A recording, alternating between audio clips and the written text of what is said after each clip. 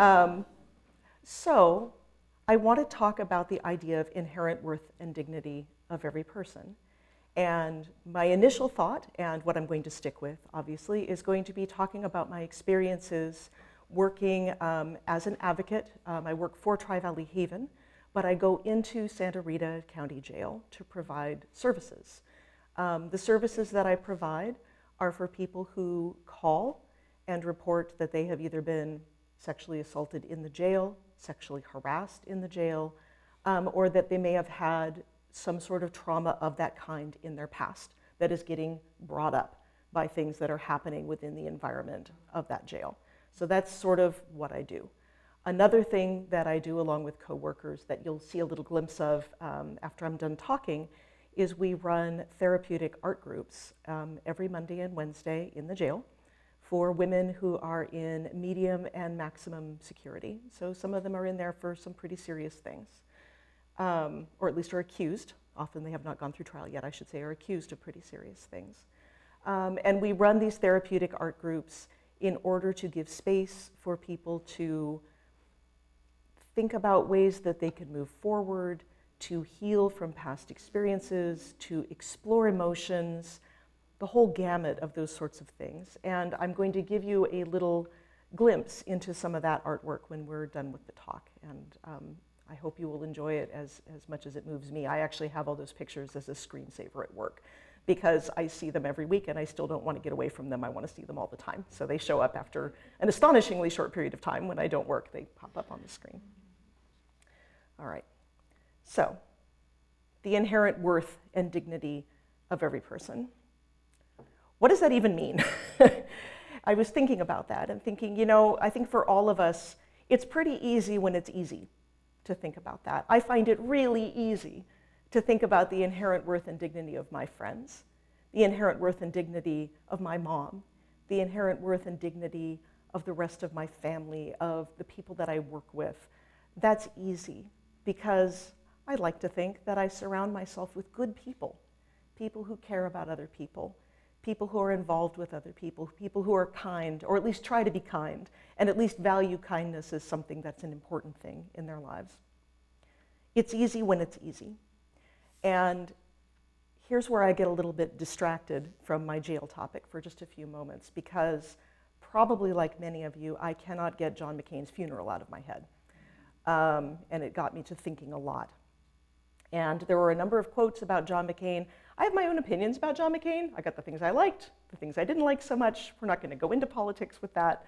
But there were some quotes that really stood out to me, and I wanted to just introduce those quickly before I move on into the main part of my talk. There was a quote by President Obama about John McCain.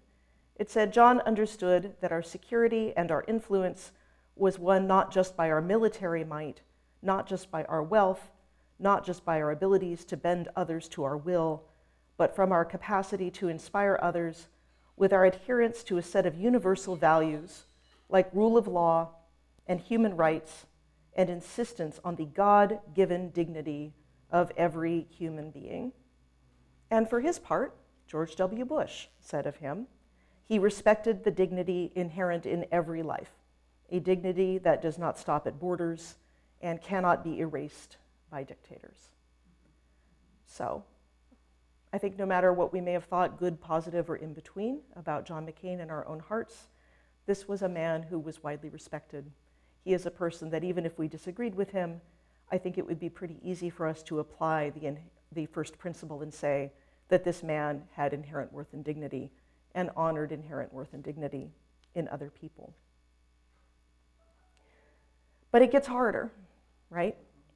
What if the person you're dealing with isn't a lion of the Senate and isn't a war hero? What if they've done questionable things? What if they've hurt other people? What if they've stolen from other people, or beaten them, or raped them, or murdered them? What if you are face to face with someone who every day seems to trample on the dignity and worth of others? How do you honor the inherent worth and dignity of such a person? In good Unitarian fashion, I do not have the answers. I will share with you some of my experiences with people and give you some of my thoughts, and maybe we can continue the discussion as we go along. So the first time that I went into the Santa Rita jail, I was actually the first person in my agency to go, in many years I should say, to go into Santa Rita jail in this capacity. And we didn't really totally know what we were doing. It was just sort of like, Carolyn, we're doing this thing at the jail, and there's somebody who needs to be seen. Would you be the first person willing to do that? And I kind of went, okay. So I didn't quite know what I was getting into. And most of my experience prior to that had been mostly talking to women, a few male survivors, but not a lot of them. Mostly talking to women, mostly people on the crisis line. Sometimes I would meet them at the hospital if I was there to help them through an exam, a forensic exam. I'd never been into a jail in my entire life. I don't know if I'd known anybody who had been in jail for any significant period of time. The first person I met was a man in maximum security. He arrived shackled at the waist into the small room where I was going to meet with him. I was told that there would be a deputy waiting outside the room so that if there was an emergency, I could press a button and they would come really quick. As it turned out, it took at least 15 minutes for them to come. So it's a good thing we got along really well. Here's the thing. He reported that in the past, he had been in prison. And in prison, his cellie, his roommate, had attempted to rape him, had fortunately not succeeded, had been interrupted in the act. He had been out for many years. He had committed another violation. I'll get into that in a moment.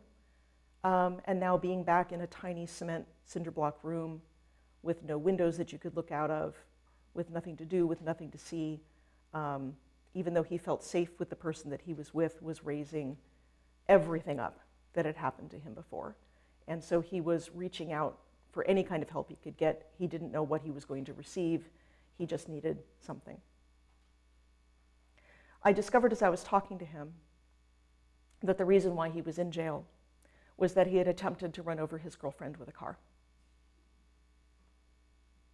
which took me aback a little bit, because up until now, my entire career had been about supporting the victims of intimate partner violence, not talking to the perpetrator of it.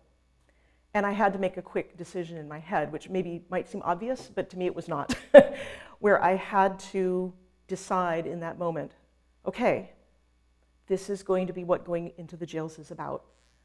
I need to respond to the person who was hurt, not necessarily to the part of the person who had hurt others. And how do I do that? And I wasn't sure. So we continued to talk, and he told me about all of his fears and what had happened to him and what had nearly happened and how things were now, and we agreed to meet another time. The second time that I came to meet with him, he asked me very shyly if I would be willing to help him write down an appeal to the jail staff for some support and the ability to talk to a chaplain. And I was like, sure. I didn't really know what he meant by help me. It rapidly became clear that he was basically illiterate. He couldn't write. And he could copy, though. And so he said, well, if I tell you what I want you to say, will you write that down for me? And I said, okay. And I said, well, what would you like me to say in this? And I was kind of thinking, you know, like, I figured he was going to be wanting to get help with the fact that he'd nearly been assaulted. And so I was sort of saying, well, do you want me to write down the details, or do you want me just to say kind of in general, I want to talk to somebody about something that happened to me? And he goes, no, I want you to be really specific. And I said, okay, I'll be really specific. And I waited for him to tell me about the sexual assault that had happened or nearly happened and what he needed. And he said, I want you to write down that I need help with my anger because I nearly killed somebody that I love very much. And it's not the first time. And I need help, and I need to know how to move forward so that doesn't happen in my life ever again. And I went, oh, okay. And we wrote that down. And that's the last time I ever saw him. And that was my first experience going into the jails and thinking about the complexity of human beings and thinking about how we can never assume and thinking about how we walk in with expectations and stereotypes without ever really knowing that we are doing that until we're confronted with it. So that's experience number one, example number one in my thinking about inherent worth and dignity. Another experience that I had, I'll do these really reasonably quickly, this one would merit an entire sermon all on its own, so I'm just going to tell it very quickly, was a man that I visited who the first time he spoke to me, he only spoke to me in metaphors because what was happening to him I think was too painful to really talk about it directly. But he had this wonderful imagination. And what he told me about is he had the idea for an entire film that he wanted to make as a director. And the film was called, and here I was, this is the really important part, is while I was listening to him, I was thinking to myself, you know, he's talking about films. I'm really supposed to be here to talk about this sexual harassment that he says he's going through. I don't know if this is really on topic. You know, should I kind of derail him? It looks like this is going to go on for a really long time. And I say, well, okay, well, what's the name of this film that you would like to make? And he says, Listen. The name of the film is Listen. And the whole concept was the idea of having people talking about their experiences and not those experiences not being what you saw on that person on the outside. The really put together person who goes in front of the school gym of bored high school students, you know, in assembly, and they're not listening to him and they're not paying attention because he looks like a complete nerd, and the guy pulls up his shirt and there are bullet scars, and he says, Listen, I've lived the life that you have. I am here to show you how to get out. Listen.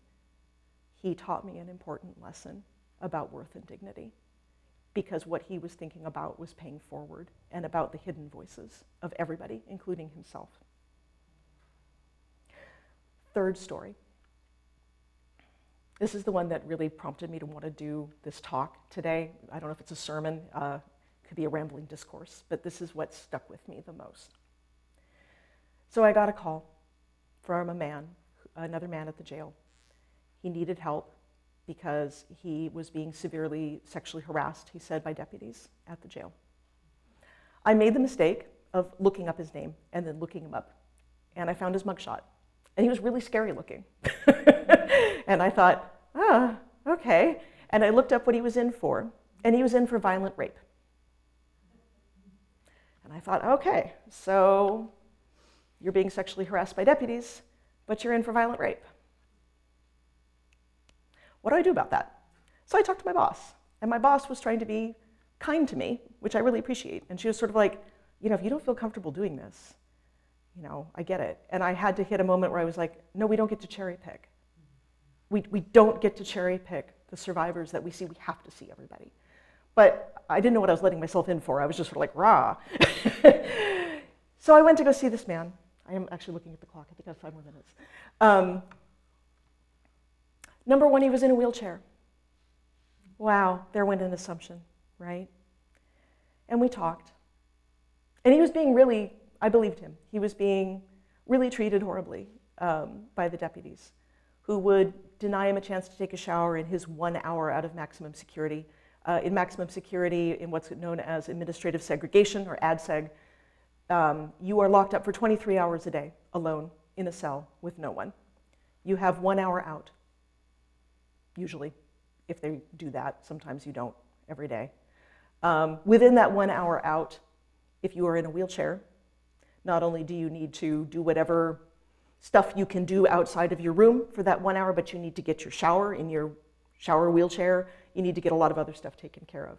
The deputies would basically leave him sitting there for like 45 or 50 minutes and then take him at the last second for the shower, which would mean he wouldn't be able to get done all the other stuff that he wanted to get done before that. He had a deputy who leaned in at one point to him and said, I'd never gotten to rape a crippled guy before, but if you keep this up, this is going to be my chance. So we talked. Sorry to give it this rawness, but that's what happened. We talked. And he said to me, among other things, he never talked about the crime he committed, which was the rape, but at one point he said to me, you know, I grew up on the street. I grew up tough. I haven't been in this chair for very long. And I could do whatever I wanted. I could take whatever I wanted. He said, this is the first time in my whole life I felt powerless. I didn't know what it felt like to feel that way until now. And as we got ready to leave, he said to me, I need to ask you something. I said, okay. He said, are you a believing woman? And then he goes, I don't care if it's Jewish or Muslim or Christian. He's like, it's all the same God. Are you a believing woman? I didn't really know what to say because I'm Unitarian. And so what I said was, I said, I am a spiritual person. And he said, okay. He said, that's good enough. He said, will you pray for me? because I've been in prison most of my life and I think I'm going to die in one. So will you pray for me? And I didn't want to lie because I don't pray. But I said, I will hold you in my heart. I will always hold you in my heart. And he said, thank you. And I walked out. And there's a long walk. If any of you have had the misfortune of going to the Santa Rita jail, there is a long walk from the lobby all the way down to the parking lot. And I, as I was walking, was thinking on this over again, like, did I say the right thing? Should I have said more? Should I have lied and said I would pray? And then suddenly, literally, I am not kidding, what popped into my head was the inherent worth and dignity of every person. And I went, oh, this is why I am here. This is what I am doing. This is the root of everything that happens for me in this jail, is I must believe in the inherent worth and dignity of every person. Every person I have met here is reminding me that no matter what they have done, and they've done some horrible things, there is inherent worth and dignity, and there is merit in reaching out, and there is merit in connecting, and that it really is the fundamental reason for being there. Okay, here's where it gets harder for me. We're getting to the end of my little talk. So, okay, I have been going now into the jail for coming up on 5 years or so. I have not yet met anybody that I did not find a way to connect to that inherent worth and dignity. However, I'm stuck on a number of people. I'm not going to go into great detail. But one of those people might have been a person whose lack of a mention at the McCain funeral yesterday was really glaring by omission. Not everybody may agree, and that's okay. This is for me. This is my challenge. My challenge is, if I believe in the inherent worth and dignity of every person, if that person were to go to prison, and if that person called a crisis line and said, I am being sexually harassed, what would I do? Would I go? This is honestly one of the few people in the world that I have that much of a struggle with. Because the thing that I really find hard is dealing with people not only who trample on the worth and dignity of others, but are unpenitent about it, who don't seem to acknowledge it, who don't seem to understand that they have done it. I have not yet, in the jail, in my experience, met what I would call a true sociopath, somebody who really doesn't understand that other people are real, who doesn't really understand that empathy is a thing. The people I've met have been hurt, they've been angry, they've been drug addicted, they have learned ways of being in the world to survive that aren't very pretty, but all of them had a spark of empathy. What do you do, theoretically speaking, if somebody doesn't seem to have that?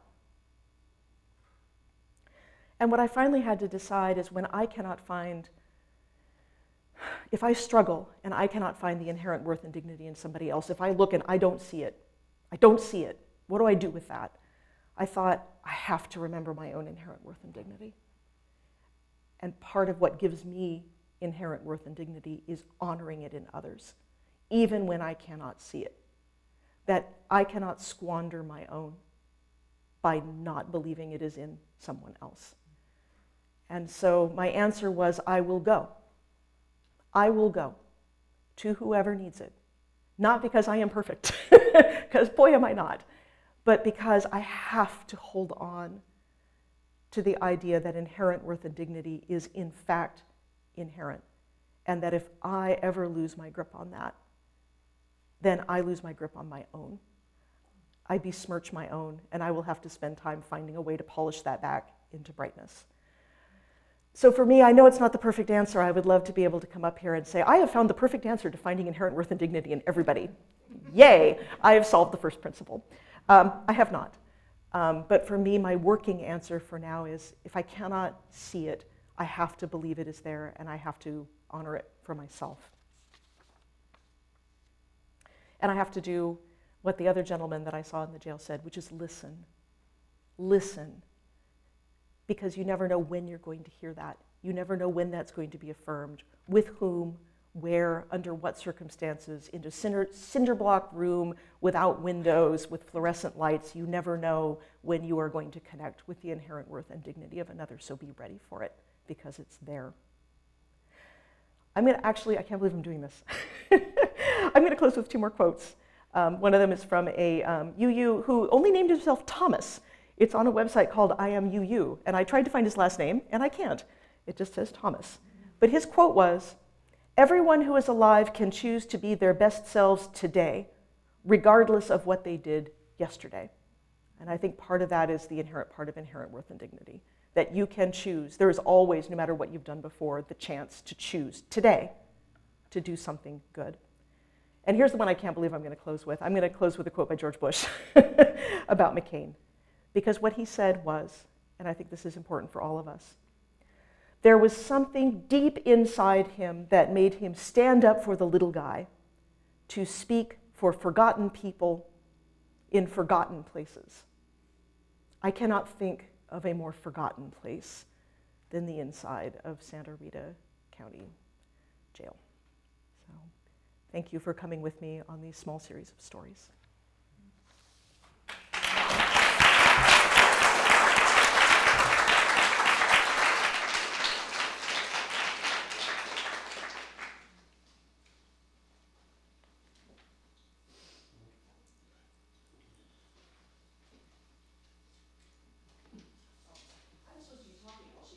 So that I did not leave a dead space, which I'm doing. So like I said, these are from the art groups that we run. A few are from our shelter, but most of them are from Alameda County Jail and the people that we work with there. I'm going to sneak down so I can see it, because I love it. Here it comes. All right. I'm just going to wait for it to get a little brighter. I should keep talking. No, that's okay.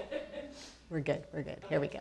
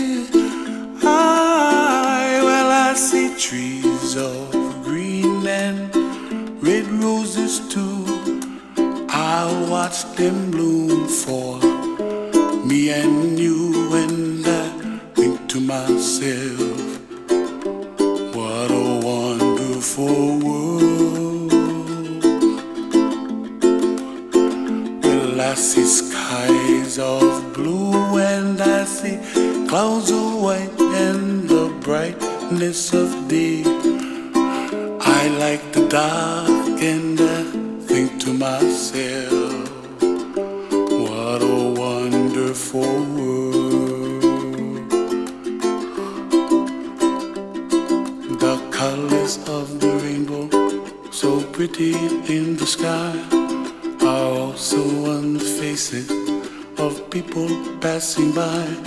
I see friends shaking hands, singing, how do you do? They really say, I love you. I hear babies cry and I watch them grow. They'll learn much more than we'll know. And I think to myself, what a wonderful world. Someday I wish upon a star, wake up where the clouds are far behind me, where trouble melts like a lemon drops high above the chimney top. That's where you find me, oh, somewhere over the rainbow, way up high. The dreams that you dare to, why, oh why can't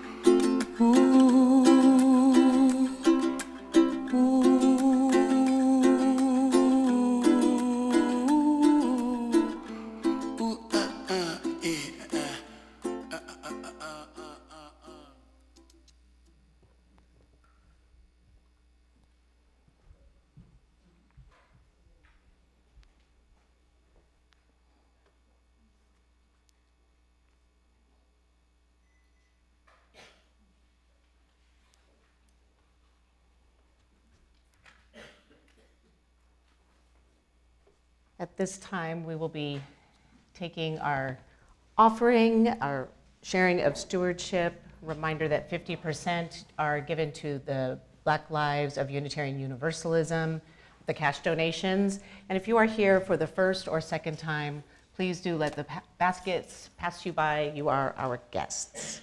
Will the ushers please come forward?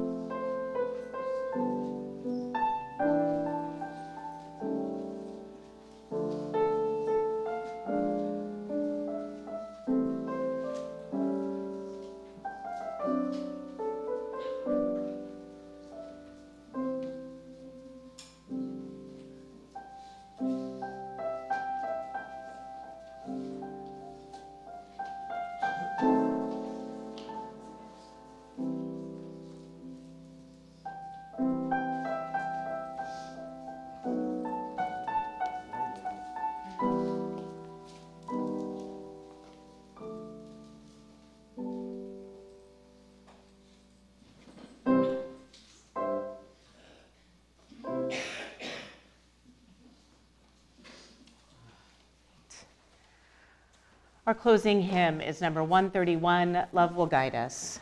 If you will please stand as you are willing and able.